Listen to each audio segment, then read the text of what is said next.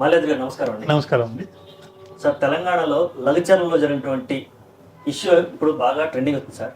అక్కడ సామాన్య ప్రజలు అధికారుల మీద తిరగబడటం వలన వాళ్ళని కూడా అరెస్ట్ చేసినటువంటి పరిస్థితి మనం చూసాం. ఇప్పుడు అదే వార్తల్లో హెవీగా ఉంది.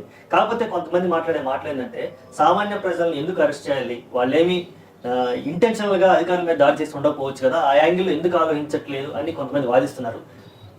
దీని మీద లీగల్ పరమైనటువంటి అంశాలని మా ప్రేక్షకులు వివరించండి.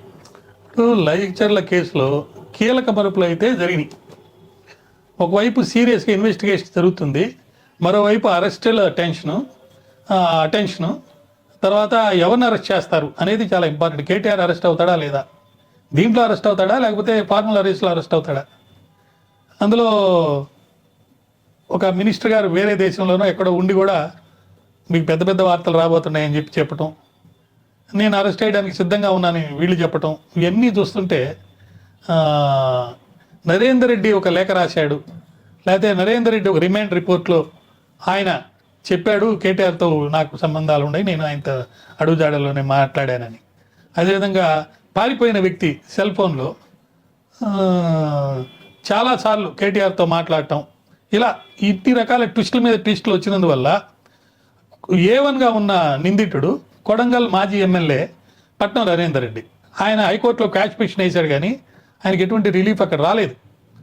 అయితే పోలీసులు నిబంధనలు పాటించడం లేదు, అన్యాయంగా అక్రమంగా మమ్మల్ని అరెస్ట్ చేస్తున్నారని చెప్పి అది ఇక్కడ పోలీసు వాళ్ళు ఏం చేశారంటే ఈయన కస్టడీ పిటిషన్ వేసి కస్టడీకి తీసుకున్నారు.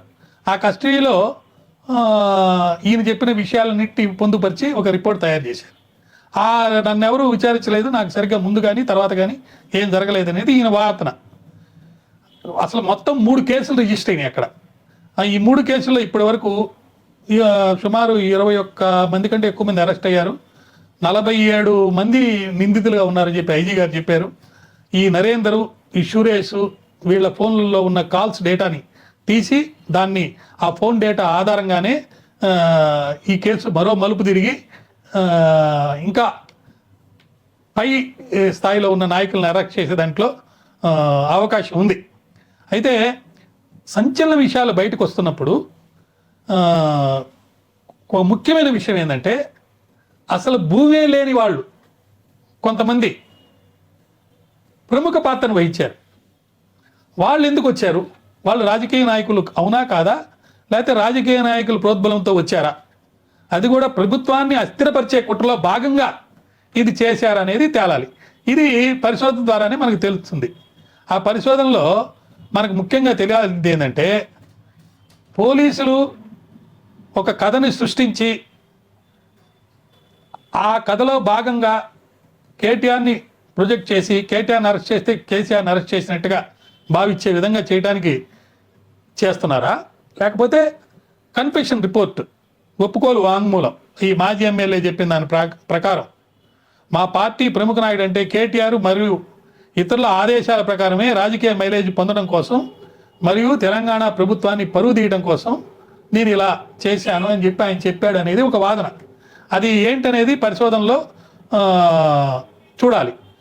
కేసులో సాక్షులు చెప్పినటువంటి అంశాలను బేస్ చేసుకొని కేసు నడుస్తుందా, లేకపోతే వేరే విధంగా నడుస్తుందా. అసలు మెయిన్ ఏంటంటే, ఒక నిందితుడు కలెక్టర్ గారిని గ్రామంలోకి రమ్మని చెప్పి అడిగి తీసుకెళ్ళాడు. ఆ నిందితుడిని ఫాలో అయ్యాడు ఈయన. దానికి సంబంధించి ఒక కాన్స్పిరసీ ప్రకారం ఇది జరిగిందని వాళ్ళు అంటున్నారు. దీనికి సంబంధించి నరేందర్ రెడ్డి ఏమంటున్నాడంటే, రిమాండ్ రిపోర్ట్ ప్రకారం అది ముఖ్యమంత్రి కానివ్వండి, కాంగ్రెస్ నాయకులు కానివ్వండి, కలెక్టర్ అయినా సరే, ఎవరైనా సరే వాళ్ళ మీద మేము దాడి చేస్తాం, మేము ముందే నిర్ణయించుకున్నాము అని చెప్పి ఆయన చెప్పినట్టుగా ఒక రిపోర్ట్ లాగా కన్ఫెషన్ రిపోర్ట్ అనేది బయటకు వచ్చింది. ఎఫ్ఐఆర్లో కేటీఆర్ పేరు ఉందా లేదా అనే దాని మీద సీనియర్ అధికారిని అడుగుతుంటే ఆయన దాటేశాడు. విచారణ కొనసాగుతుంది, నేను చెప్తాను త్వరలో అని అంటున్నాడు, కానీ కేటీఆర్ పేరు కూడా దాంట్లో పెట్టారా లేదనేది ముందు రాల. తర్వాత చిన్నగా వచ్చింది. కేటీఆర్ దర్శకత్వంలోని ఇవన్నీ జరిగినాయి, ఇదంతా బహుళ పరిశ్రమల భూసేకరణ కోసం, అంటే ఎవరో పెత్తందారులకి సహాయం చేయడానికి ఇది చేస్తున్నారు. బహిరంగ విచారణ జరపడానికి అధికారులు గ్రామానికి వెళ్ళినప్పుడు వారిపై ఈ దాడి జరిగిందనేది ఒక ఇదనమాట. అంటే భోగమాని సురేష్ అనేవాడు నరేందర్ తోటి సుమారు 70 రోజులు 84 కాల్స్ మాట్లాడినట్టుగా బయటకు వచ్చింది. నిరంతరం టచ్లో ఉండారు వీళ్ళు అనేది బయటకు వచ్చింది. అంత మాత్రం అది బేస్ చేసుకొని కాన్స్పిరసీ ఉంది. ఈ వికారాబాద్ కలెక్టర్ ప్రతీక్ జైన్ అతని అనుచరులపై గ్రామస్తులు దాడి చేయటంలో, తర్వాత హింసను ప్రేరేపిస్తూ వెనక నుంచి బీఆర్ఎస్ మెయిన్ నేతలు ముఖ్యంగా కేటీఆర్ గారు ఉన్నారా లేదా అనేది బయటికి రావాల్సిన అవసరం ఎంతైనా ఉంది. ముఖ్యంగా సోమవారం నాడు హక్కింపేట, అరీబ్ తండా, పోటేపల్లి, పులిచెర్ల, తర్వాత ఈర్లపల్లి తండాల పరిధిలోని 1350 ఎకరాలకు సంబంధించి వాటిని గవర్నమెంట్ తీసుకునేందుకోసం కలెక్టరు ప్రజావాణికి ప్లాన్ చేశారు. అంటే ఆ ప్రజలందరూ వచ్చి చెప్పుకోండి అని. ఈ ఇబ్బందులు ఊహించి నిరసన స్థలానికి 3 కిలోమీటర్ల దూరంలోనే విచారణ జరిపారన్నమాట. అయితే కలెక్టర్ని లగిచెర్లకి రావాలని ఈ సురేష్ అనే అతను కోరాడు. సరే, అసలు అక్కడికి ఎందుకు పిలిచారు, ఎందుకు తీసుకెళ్లారు, ఇది మెయిన్ పాయింట్. ఎక్కడో 3 కిలోమీటర్ల దగ్గర జరిగే ఈ విచారణని, పబ్లిక్ ఎంక్వైరీని అక్కడికి షిఫ్ట్ చేసి తీసుకెళ్లటం అనేది ఈ సురేష్ పై నమ్మకంతో కలెక్టర్ మిగతా బృందాలంతా అక్కడికి వెళ్ళారన్నమాట ఆ స్థలానికి. ఇది గ్రామస్తులను కలవరపెడుతుంది నిరసన స్థలానికి సంబంధించి. అక్కడ హింసాత్మకంగా మారటం, రాళ్ళు వేయటం, దాన్ని దాడి చేశారు. అంటే వెంకటరెడ్డితో పాటు మరో 2 పై, అంటే ఒక అధికారి ఉన్నాడు, ఇది కొడంగల్ ఏరియా డెవలప్మెంట్ అథారిటీ కాడాకి ఒక ప్రత్యేక అధికారి ఉంటే ఆ వెంకటరెడ్డిని, అతనిపై ఇంకా 2పై గుంపు దాడి చేసి కలెక్టర్ కారు పై రాళ్ళు రువ్వారన్నమాట. ఇది ప్రత్యేకంగా ఒక ప్లానింగ్ ప్రకారం చేసిన దాడి అనేది వాదన. దాని విచారణ జరుగుతుంది. విచారణలో తేలాలి. ఆ విచారణలో తేలినప్పుడే ఎవరైనా ఏదైనా చెప్పగలుగుతారు.